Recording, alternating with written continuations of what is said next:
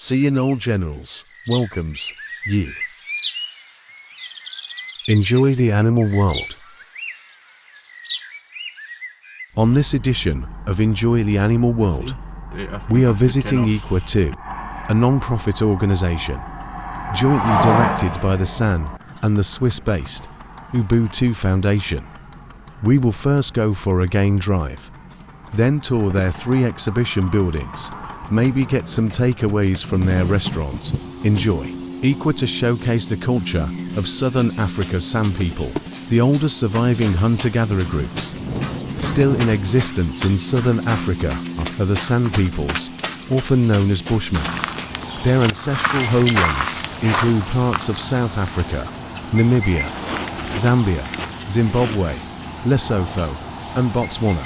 The ancient San people lived in a world where their average work week was just less than 20 hours. Material prosperity was a burden, and there was little wealth disparity. In this edition, we will have some insight into how does an egalitarian culture that has existed for thousands of years manage alongside the modern westernized world of the 21st century.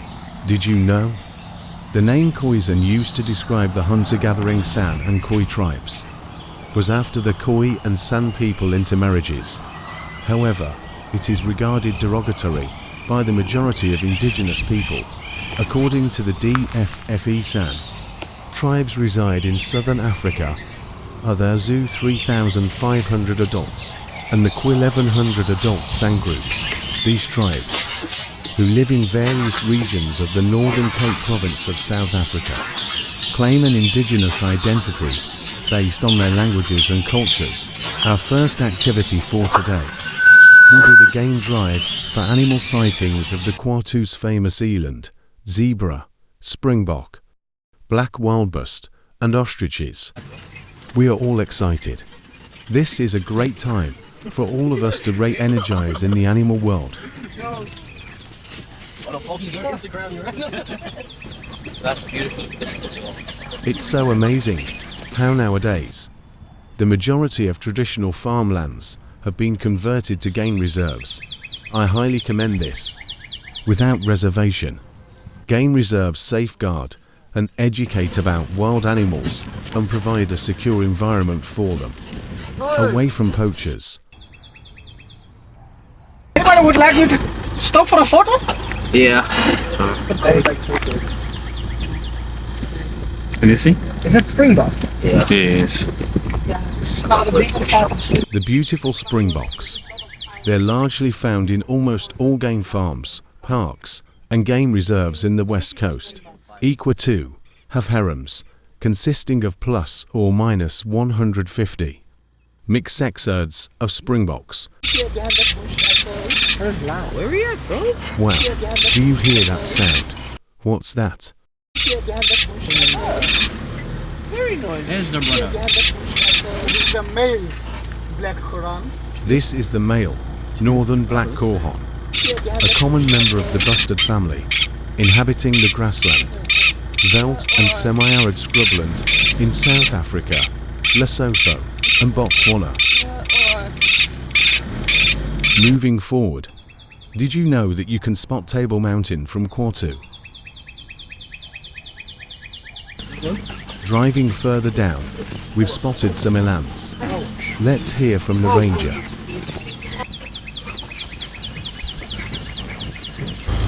Oh, whoa.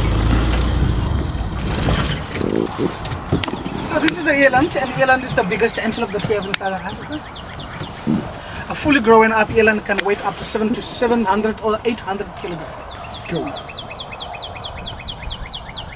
You don't have any cats here, don't you? They're wild. We have cats here, and that is the only cat that we have is a caracal. And it used to prey only on small springboks. How big is the reserve? It's 850 hectares. And no foxes or... We have 2 types of foxes, bad-eared fox and then a Cape fox. Those are the 2 foxes. Moving forward, we have spotted another harems of springboks. Let's hear from the ranger explaining about the game reserve's vegetation in alignment to the animals.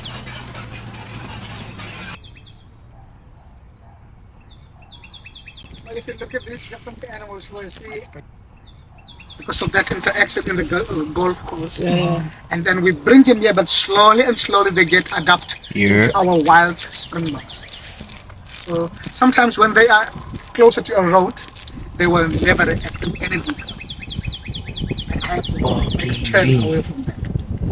Like for instance, if you look for example, that one that's laying down there, it do not make enemies. And in terms of the vegetations, if you look here, you will see what effort do we put in to get this vegetation that we have here. Sometimes maybe you wonder why you will see the dry woods here. If you look on the other side of the main road, it is dominated by the projections. Yes. And the time when we purchased this piece of land in 1999. And then we introduced an alien clearing project that we keep clearing from that point all the way up to that side of our border. The only place where we have left, maybe to allow the vegetation to grow, is that patch right ahead of us. A rhinoceros field and a sand field. We are right now in the sand field, which is a little bit soft. And the plants that grows in a different sense are completely different. That side we have rescues. Rescues are those plants, grass lookalike stuff, that predominantly grow in sand field. And other plants like the shrubs with berries, the snake berries, with the other plants like the figs, sour figs and other stuff that grows here. The succulent plants grow mostly in the sand field. That will allow springboks to live here. Sometimes you will see springboks. Yes, of course they used to eat as succulents. Or green plant is known as a kraalbos. Kraalbos prefer to grow in that particular area. And you will see the elands have a different behavior. Sometimes we'll find them on the slope of that little mountain or higher point because of that plants that used to grow in that area. So once we manage to find those old vegetation comes back, there is a time we reintroduce the animals that we have today. And the first one that have arrived is the eland and zebra. Once they utilize the plant that coming up, and then later on we bring the animals like the springbok and bontebok, which maybe later on we are keeping to see in that side. And then some animals like ostriches, of course, we have in. But there are other animals that have automatically come by themselves as the vegetation will come. Animals like those two foxes that I mentioned, black-eared fox and Cape fox, as well as the two duiker and steenbok that come from our neighbor farms. And other birds have also, the bird population have also increased because of the plants that come along with it and the insects. So this is how we got our land restoration program back into the place, and then we later on declared it as a conservation area. Later on we do this activity that we are doing right now. So we do game drive like this and trekking trip, whereby I just drive. The one that I've done it before I do this. So I stop some point elsewhere where there is lot of animal footprint. We get off and talk about animal footprint, how people have used to do trekking and hunting. And once when I finish talking about that, then we continue driving to see the animals. So that is game drive. Sometimes when the number gets bigger, then I don't use this vehicle. I use the tracker with the tree. So this activity increased when summertime comes. Winter times. Right, and then we continue driving to see some other animal formation. Thank you, Ranger. Our next sighting is the bontebok. Waterbok. So this is the bontebok. Bontebok skin is shiny and beautiful from a close range. Here, they play and run around.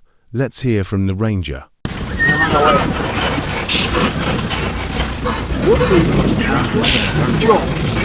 The fox.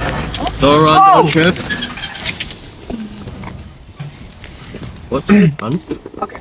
If you look at those animals, you will see the behavior can tell you which one is the male and which one is the female. The one that is always in the back is the male. maybe there is a sense of protection behavior.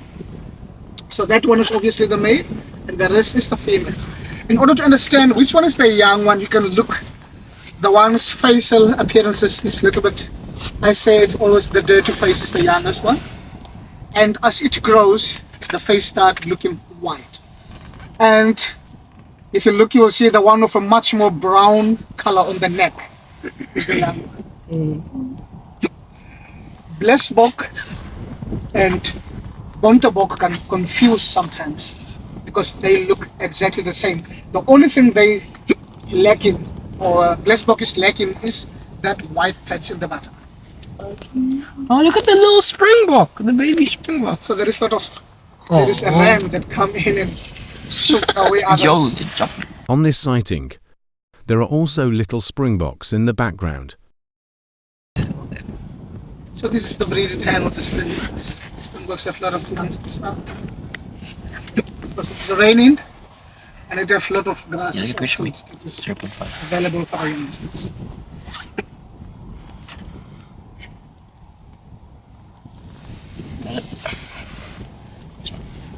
Are you planning on getting So what is this? Try like get from like an angle like this. This game reserve is mostly dominated by antelopes populations, even though it has some zebras and wildebeest among other animals, as you could see. Today's game drive was dominated by antelope sightings. Hiyakom Dibok, as the Afrikaans speakers say when referring to here comes the springboks. The jumping and running springboks is our last sighting of the game drive. Please watch part 2 of KHWA TTU visit. I will be looking at the history of the San people.